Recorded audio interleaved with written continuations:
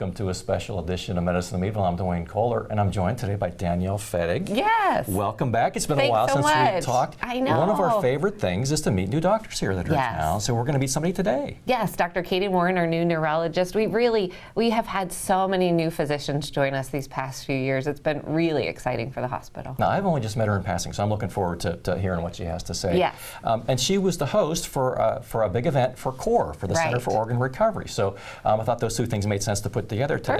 Perfect. So after, we'll have a health tip today, but after that, then we'll get to see a little ceremony from CORE, and get to hear from some folks who were the recipients. We typically talk a lot about get signed up, and don't hear from the recipients very often. That's so I think the folks will find that very interesting. So stay tuned. We've got a good show for you today.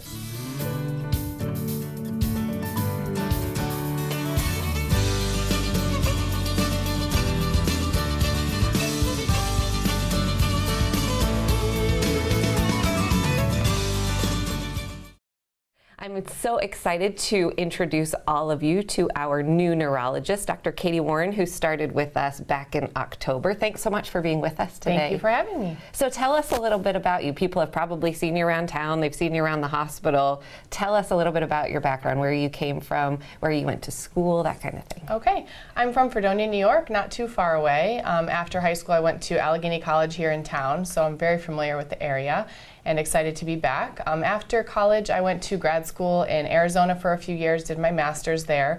Both my undergrad and graduate programming is in neuroscience. So then I decided to go to medical school. I went to Lee Common Erie, and then I decided to finish up with neurology, which was kind of the next progression in my training, and did my residency in Albany, New York, fellowship in Buffalo, New York, and then came back. So I'm happy to be here. It's always so nice to have someone who knows the area, who understands it does snow around here.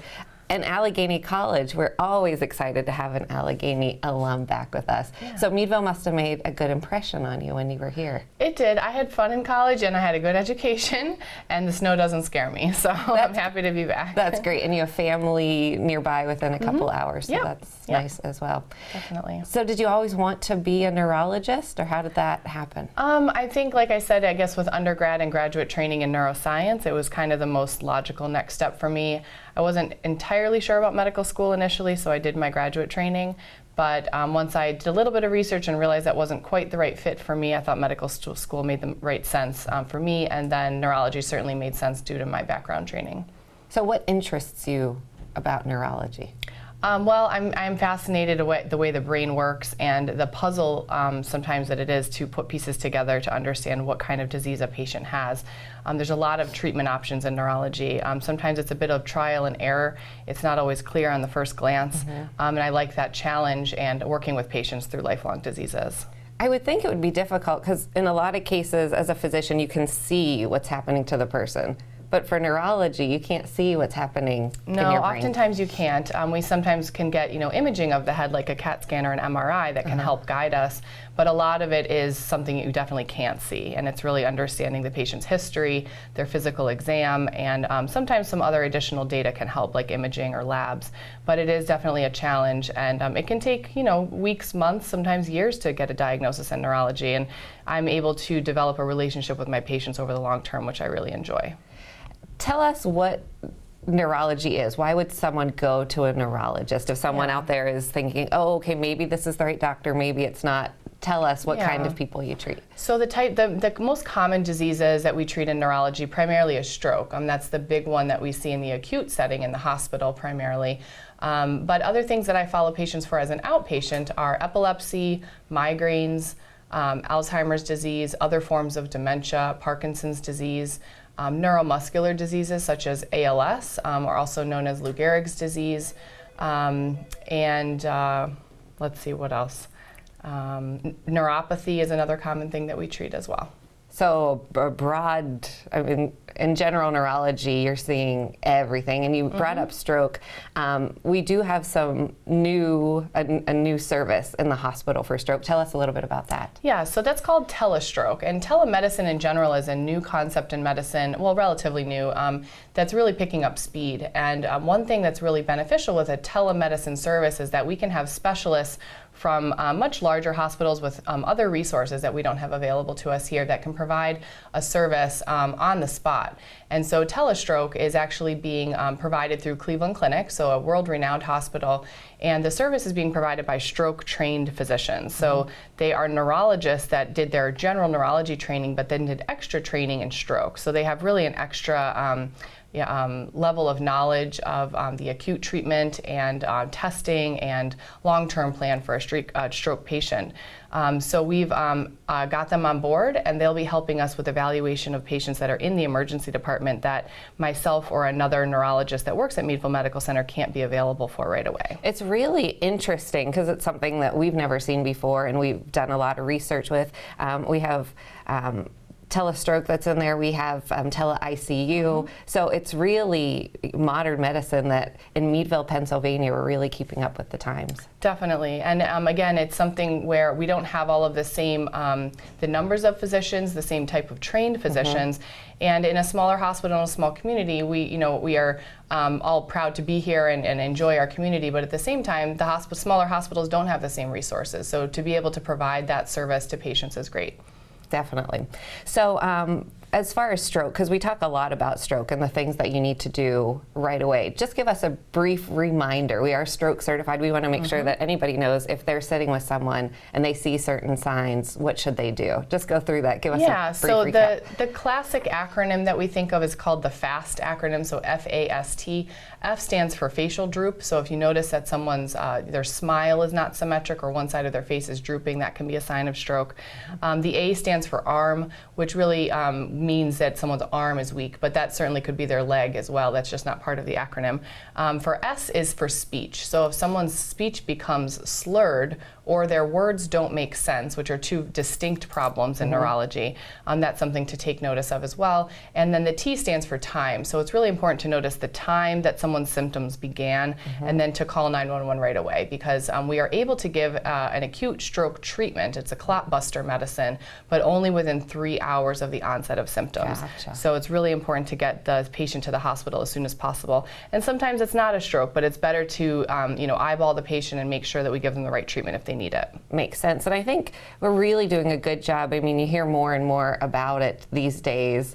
And even, we're teaching young people. So I think it's, again, a great thing in medicine that we're all learning more. For neurology, people think of your head and they think, oh, okay, I get headaches, I should go to a neurologist. When is a headache something that you should see, or we should just take some medicine and take a nap? That's a really good question, and not a very straightforward answer, I guess. There's people that are kind of prone to headaches, and there's patients that are not. If you aren't a headache kind of person and you get a headache and that's not typical for you and it's severe or becoming more frequent, I think that you should discuss that with your primary care physician, and they can help guide whether you need an image of your head, whether that's a CAT scan or an MRI, and if that would guide you to just over-the-counter treatment versus a prescribed treatment. Okay. When someone has no structural problem with the brain, for example, a brain tumor, which is of course the most concerning thing for someone with new headaches, if that's been ruled out, which most of the time it is, and they have certain features that can be suggestive of migraines, so that includes usually nausea, vomiting, light sensitivity, and sound sensitivity, then it's appropriate to see a neurologist. And the reason for that is because if someone has a headache once a month, once every 2 months, usually just some Tylenol or ibuprofen will probably be sufficient. But some patients have migraines much more often than that, and we can definitely get those under control with lots of different treatments. We usually start with pills, but if that's not sufficient, I actually do Botox injections for migraines as well. And that's a new program that we're offering now at Meadville Medical Center since I came on board, so we're really excited about that as well. I also do a lot of education with patients about lifestyle modifications, so typical dietary triggers such as caffeine, chocolate, certain wines and cheeses can cause headaches. Certainly getting enough sleep is helpful, and avoiding stress, but that's hard for all of us to do. Man, wine, chocolate, stress, sleep. Right. So Botox, how does that work? So all of the nerves in the body, excuse me, secrete a chemical to tell the end organ, so wherever the nerve is connected to, what to do. Okay. And what Botox does is basically prevents that nerve from allowing that message to travel. And some nerves talk to muscles and allow you to move, and other nerves produce a pain signal. Okay. So by using Botox, we actually can kind of shut off that pain signal temporarily. The treatment with Botox injections is every 3 months, which is in place of taking a pill every day. Okay. And again, this is really the most appropriate for patients that have migraines more than half of the month. So typically it's 15 days of headaches a month. Some people unfortunately suffer 30 days a month. And despite lifestyle changes, exercise, good sleep, sometimes massage therapy we use, and taking oral medication, if none of that works, then someone might be a candidate for Botox. But it's a commitment, it's a long-term commitment to treatment, and it's a program that they follow. So Okay. it's not, we don't do it for everyone, but definitely if it's something that someone has been, gone through all the treatments and it's not worked for them, then Botox might be the right choice. Very cool. Yeah. So going back to your training, bouncing around a little, you did a fellowship. And what was your fellowship in? So my fellowship was called Clinical Neurophysiology, which is a fancy way of saying that I do EEGs and EMGs. Okay. So EEG is a brain wave test, and that's the test we do when we're looking for seizures. An EMG is a test of nerve and muscle activity. And that one, patients tend to remember when they've had an EMG. We do some stimulation to the muscles and the nerves, and it feels like a shock sensation. And sometimes we put small needles in the muscles to see how the muscles are working. Okay. That type of test is appropriate for someone that might have something like ALS or neuropathy. Those are kind of the common ones. Another disorder that we're looking for with an EMG is called radiculopathy. And that's when someone has a herniated disc in their neck or their back, which is common. And when that nerve can't get the signal down to the arm or the leg, the patient can have severe pain, numbness, or weakness. And an EMG can also diagnose that. And if we do that test, sometimes it can help us decide if someone needs surgery or not. Okay. And speaking to surgery, I guess I would like to clarify, neurologists don't do surgery. Right. Neurosurgeons do surgery, so I can't do surgery for any neurologic problems. So if I do find someone has a tumor or has a herniated disc in the neck or the back, or there's certainly other conditions as well, I will often refer to neurosurgery. Gotcha. We don't have that service in Meadville, but we often will refer to Erie, Pittsburgh, or Cleveland for that service. Gotcha. And we do EMGs and EEGs. We do that here, yes, definitely. Great. Yeah. Anything else you want to tell everybody about being here, about getting an appointment with you, about your office, any of that? Yeah, so our office is located in the Liberty Street Medical Arts Building. I am unfortunately the only full-time neurologist right now, but we're working hard to recruit another. So unfortunately it's been a little bit tough to get in, but we're working our best to accommodate everyone we can, and hopefully that will open up even more in the future. Yes, and you know the recruiter, and she is do. working on it really hard. So Yes, any of you out there who have a neurology friend who would like to come work at Meadville, please give us a call at the hospital. But thanks so much for being with us today. We appreciate it. Dr. Katie Warren, our new general neurologist at Meadville Medical Center, and we will be back after a health tip. Hi, I'm Colleen Sullivan with CORE, the Center for Organ Recovery and Education, and this is your health tip of the day.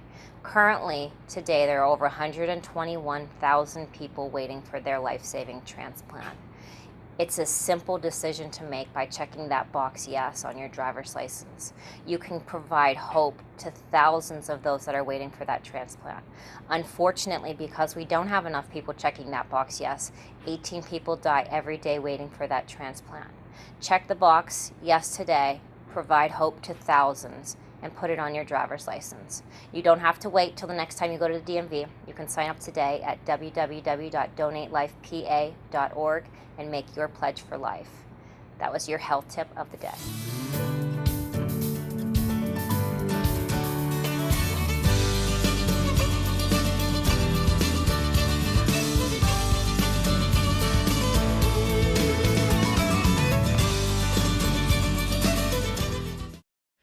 My name is Tony Pierce. I'm the hospital liaison for organ donation here at Meadville Medical Center. Thank you everybody for attending today's event. This is our first flag raising ceremony at Meadville Medical Center. During the month of April, we at Meadville Medical Center partner with the Center for Recovery and Education to celebrate National Donate Life Month.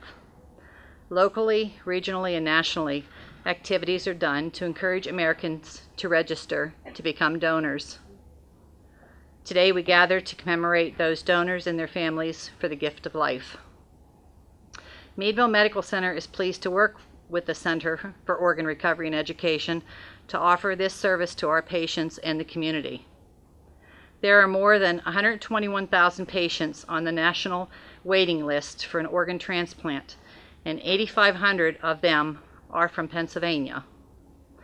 Today, a Donate Life flag will be raised at Meadville Medical Center to honor the lives of those people who have given the selfless gift of organ, tissue, and eye donation.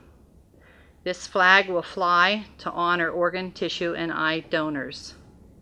When you see the flag flying, please take a moment to remember their grieving families and also the great gifts that are given to others in the form of donation.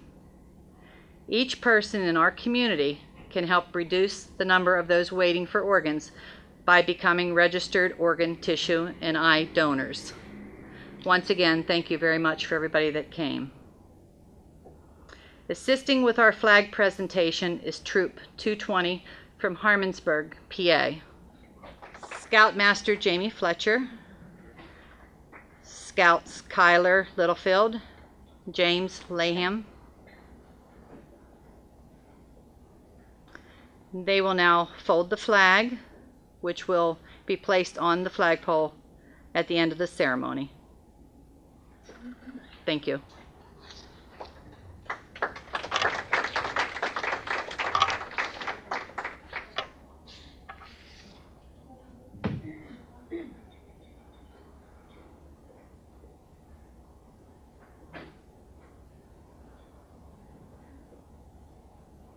Dr. Katie Warren will give a few words.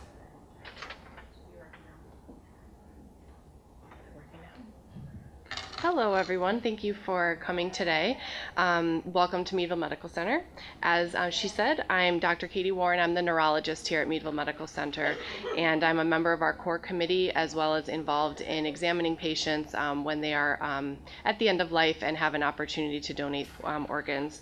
I'm honored to have been asked to participate in this important event to recognize those that have donated, their families, and those that indicate their wish to donate on their license. I would also like to recognize all of the hard work and effort that our committee members and representatives from CORE have done in order to continue to make this life-saving program possible and to help people in our community. Thank you for coming today. My name is Misty Enos, and I'm the Director of Communications for the Center for Organ Recovery and Education. Our central purpose at CORE is simple: to help to deliver the gift of life through organ, tissue, and cornea donation. Our hospital partners work hard every day to make life possible. They serve as a clinical link between donation and transplantation. With compassion, they help a patient's family understand the options and how their loved one's legacy can live on through donation. Don't need these glasses.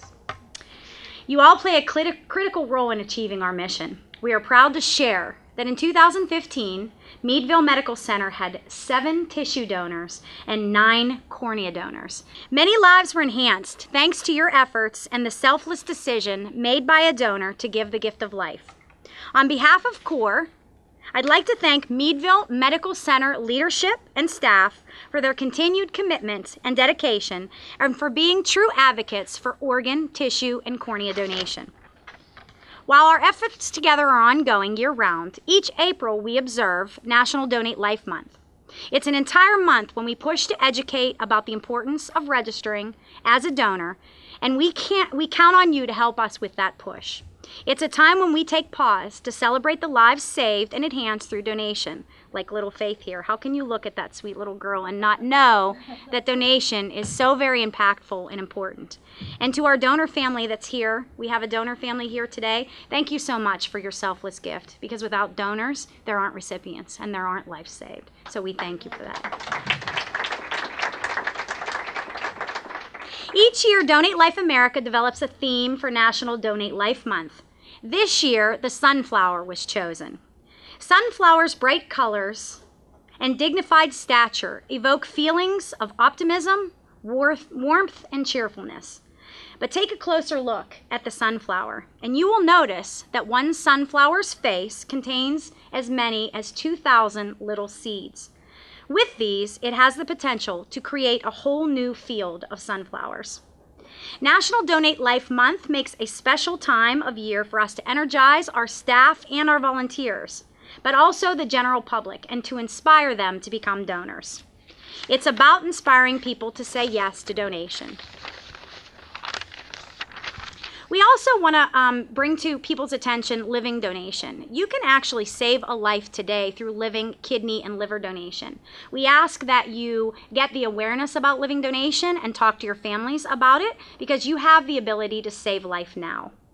Events like these are the cornerstone of our awareness efforts. We're here to talk about organ, tissue, and cornea donation, and the possibilities are truly awe-inspiring. As advocates for donation, you have the power to make life possible. Whether you're coming together in an event or encouraging others to say yes to donation, you make life possible, and we thank you all for that. Thanks for having us here today. So I've been an organ donor. My father was one, encouraged me to be one, and I'm blessed to be alive today. And my wife and I and my family, we would really like to meet the family that was able to donate the heart that I got. The day that I got my heart, there was a gentleman that we're friends with that he had his lungs from that same person, and the liver and the kidneys were donated to somebody else, and that surgery was all done the same night, and they were all four done at the Montefiore Presbyterian Hospital down in Pittsburgh. So I'm very blessed, and can't express that enough. Oh well, can't express that enough, how blessed I am. And it was quite an experience. We had an opportunity to get a heart in June of 2013. I got put on a transplant list in February of 2013. Prior to that, I'd had 4 heart attacks, and I had the 5th heart attack on August the 12th, and I was actually dead at home for 12 to 15 minutes. And they didn't know if I would have brain damage. Well, that's still questionable whether I have brain damage or not. But I'm able to function. I actually own a local business here in town. I actually work 10 to 12 hours a day normally. I work 6 days a week. My new heart is better than what my old heart was, and I actually feel better than I did when I was 40 years old, and I'm 54 today, or not today, but last year I was 54. So it's really incredible what the experience that we went through, and I am so appreciative of people that are willing to donate.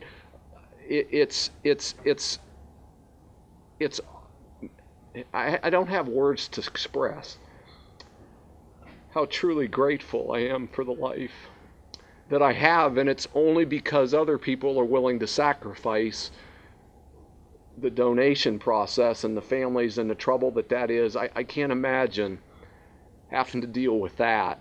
But if you make that decision prior to being sick or being ill, it's a whole lot easier on the people that are talking to your family, and it's a whole lot easier on your family because that's what you want done, and so it makes it easier on them. And I guess in just conclusion, I'd like to say thank you again. And if you ever are interested in what the process is and all of that, my wife and I we've probably spoken at 30 different venues and share those stories with people. And if you just personally would like to know a little bit about it, my wife and I would love to share with you so that you can get excited about doing that, about being willing to donate, because it does save a life. Actually, it saves way more than one life. With how many things they can use from the human body, it's incredible. I mean, it's just amazing what they can use with that. So God bless, and thank you everybody for coming today. So our next speaker is Jamie Gibson. Jamie comes to us from Greenville, Pennsylvania, and I met Jamie through some networking. I took a CPR recertification class, and I've been known to be the liaison here at the hospital, and one of my coworkers said she knew of a family in Greenville that the young child received a heart at age 14 months old, and the child's name is Faith. So I will have Jamie come and speak to you on her child, Faith, receiving her heart. Okay, I had to actually write mine down because it's still very emotional. Our story is we found out at 20 weeks in utero that Faith was going to be born with half of a heart. The doctors told us that we needed to terminate, that she was incompatible with life. And my husband and I at the time had a 2-year-old and decided that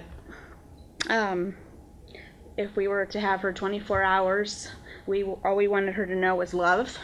So we chose to carry, and for 14 weeks of the pregnancy, we planned her funeral. We picked out her burial plot and the outfit that she would be buried in. At 36 weeks, we went for ultrasounds and echoes twice a week, every week, and no change. All of her organs in her body are in different spots, and she doesn't have a spleen. At week 36, my husband and I were talking about how we were going to get through the funeral and make it normal for our little 2-year-old on the way to the hospital. And we went down and we were talking with the doctor. He did the echo and he left the room, came back and told us that he couldn't explain it and he's not seen it before, but he canceled our palliative care appointment, and her aorta has grown from a size 10 percentile to normal size, and she would be eligible for heart surgery. So talk about a miracle. I mean, we talked on the way home about how we were going to get things ready for our baby that we'd be having. She was born on November 16th, 2012, and she had her first open heart surgery at 17 days. She was doing great. We brought her home, and she started to decline again. Her heart was being overworked because, again, she was born with just half of a heart. So we went up to Boston for a consult, and they said she needed open heart surgery next day. That was at 4 months old. She had open heart surgery, and 2 days later she flatlined, totally crashed. Surgeon came out, told us he didn't know if she'd have any brain activity. She was gone until they got her hooked up to ECMO. Skip forward quite a ways, and she was continuing to decline. She was about 10 months at this point. She's declining, she's losing weight, she can't eat, all of her organs were starting to decline. So we took her to Pittsburgh Children's Hospital, and we thought she was just going to have an NG tube placed. And they told us that they couldn't send her home. Her heart was too bad. She needed to be put on an organ donation list. And you don't ever think about that for a child. That's always older people. You don't never think of that for your baby. We waited in the hospital 101 days for a heart, and it's very hard to describe the wait, knowing what another family is going to be going through to allow your child to live.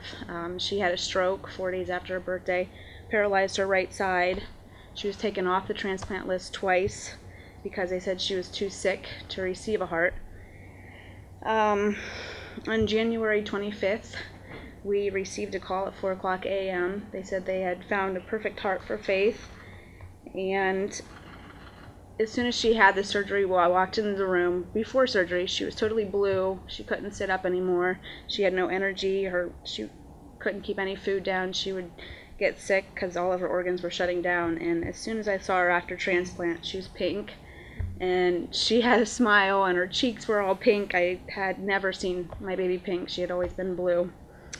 And I can't tell you how important organ donation is, because without the decision that another family made in their hardest time, we wouldn't have Faith here. She's amazing. You would never know what she's been through. She has a smile, and she lives every day to the fullest. She fights with her sister, which many days I prayed for. Organ donation is so important. Thank you, guys.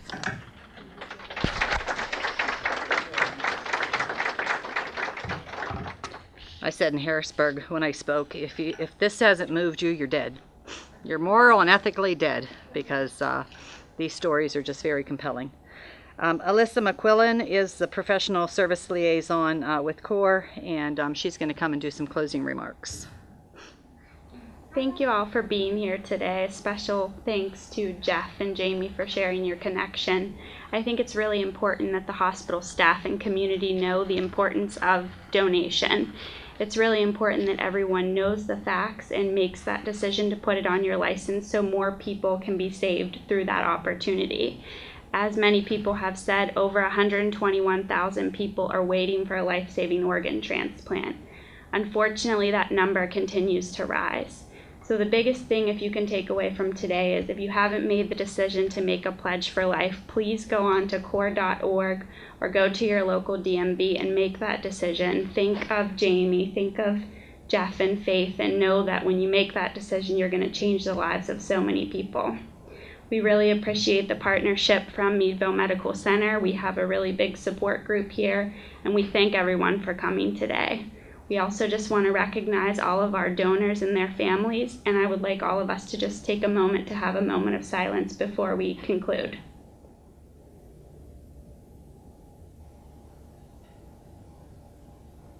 Thank you. And we are now going to be raising the flag up by the emergency room where the flagpole is. So if you would like to join in that part of the ceremony, we would love to have you come up there. So thank you so much for being here. We appreciate it.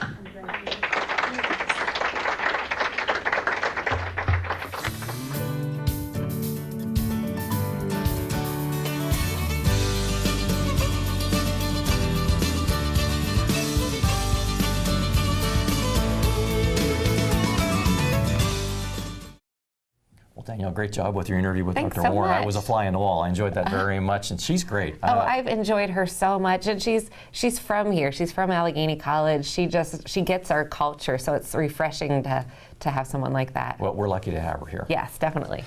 The Center for Organ Recovery, the event, hearing from the recipients just blew me away. Oh, I can imagine. I was. Yeah, we talk about it a lot, but actually hearing from people who have been right there, the toddler, you know, that received, just amazing. So thanks for those folks for being part of the show today, and thanks for our interview with Dr. Warren. Of course. We have a few more things. There's a quilt that many folks have worked on that from donors and recipients, and I think you'll see a little bit of a ceremony also related to the CORE event today. So Very cool. Thanks for being with us on Medicine in Meadville, and we'll talk to you next time.